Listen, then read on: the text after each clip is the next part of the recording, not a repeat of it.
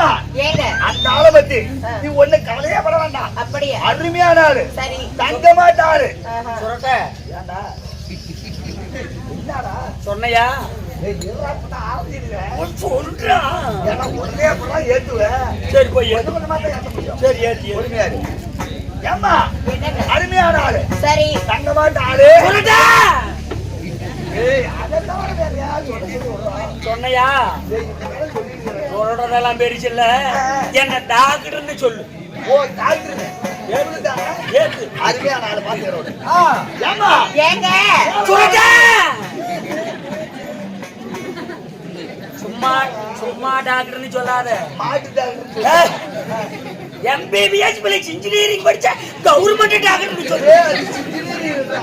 Engineering சொல்லு போய் சொல்றேன். பறக்காத போய் ஏத்து.